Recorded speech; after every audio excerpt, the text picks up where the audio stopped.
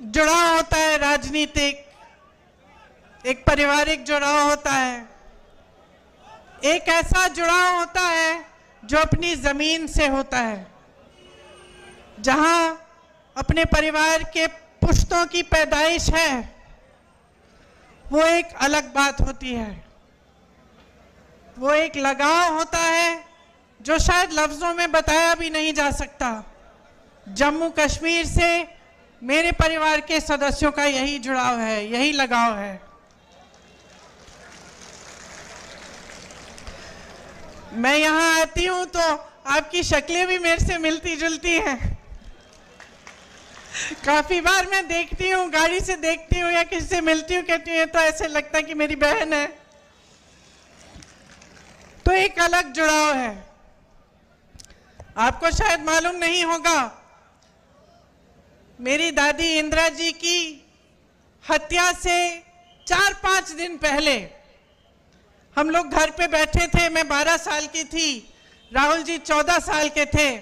अचानक दादी ने कहा, बड़ा दिल कर रहा है कश्मीर जाने का। जो चिनार के पेड़ हैं, पतझड़ के समय जो गिरते हैं, मैं उन्हें देखना चाहती हूँ। तो हम दोनों बच्चे थे, बहुत खुश हुए, चलो दादी के साथ कश्मीर चलेंगे।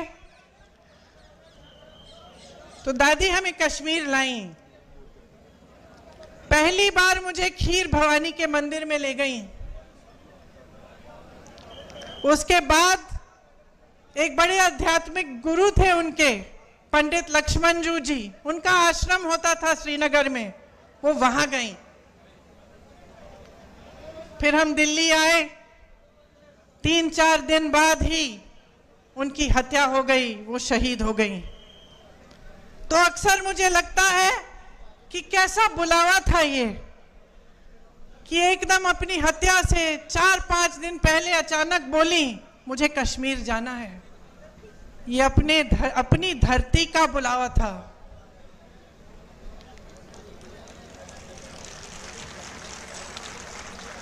ये माता का बुलावा था कि वो खीर भवानी गई। पहली बार अपने दोनों पोती पोती को वहां ले गई। और उसके बाद से जब भी मैं श्रीनगर जाती हूँ, मैं जरूर खीर भवानी माता के यहाँ जाती हूँ और अपनी दादी को याद करती हूँ। दरअसल ये देश का शिखर है। प्रकृति ने आपको सब कुछ दिया, सुंदरता, संसाधन, बड़े बड़े आध्यात्मिक गुरु जो यहाँ से चले और सिर्फ अपने देश भर में नहीं लेकिन दूसरे देशों तक गए और धर्म की बात की, अमन चैन की बात की। आपके पास सब कुछ था, एक धार्मिक परंपरा, जैसे मैंने कहा, प्राकृतिक सुंदरता, संसाधन। और शायद ये दुनिया का तरीका है, दुनिया का स्वभाव है कि जब किसी के पास सब कुछ होता है तो जिसकी नीयत ठीक नहीं होती है वो उसे छीनने की कोशिश करता है, उसका इस्तेमाल करता है।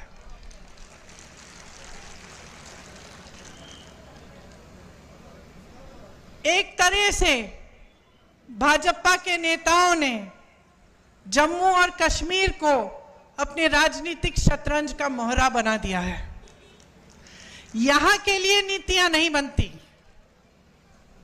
आपके लिए नीतियां नहीं बनती। आपके प्रति जो नीतियां बनती हैं वो देश में जज्बातों को उभारने के लिए, राजनीति करने के लिए बनाई जाती हैं। मैं मोदी जी का भाषण देख रही थी, यहां आ रही थी, मैंने सोचा देखूं मोदी जी क्या कह रहे हैं। शायद कटरा का भाषण था। भाषण को सुनते सुनते मुझे ऐसा लगा कि जनता अपने नेताओं से क्या चाहती है। थोड़ी ईमानदारी, कम से कम थोड़ी तो होनी चाहिए, थोड़ी सी सच्चाई, एक कर्मठता, एक गंभीरता कि जनता की क्या समस्याएं हैं, ये नेता समझ रहे हैं कि नहीं समझ रहे हैं। और मुझे उस मोदी जी के भाषण में लगा कि वो गंभीरता ही नहीं दिखी।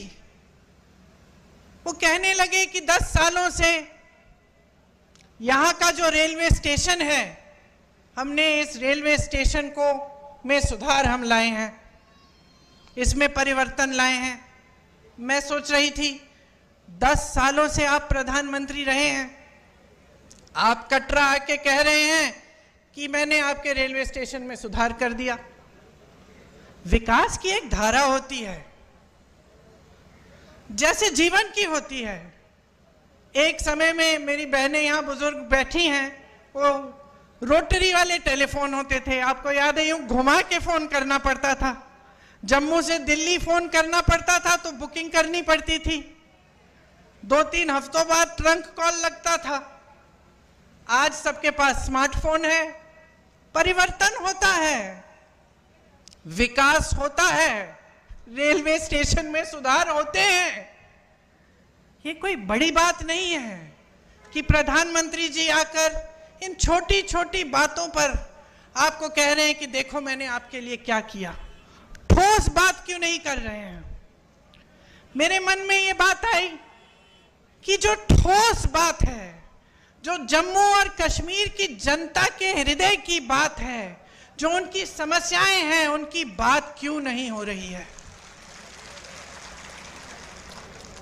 सच्चाई पर क्यों नहीं उतर रहे हैं हमारे प्रधानमंत्री?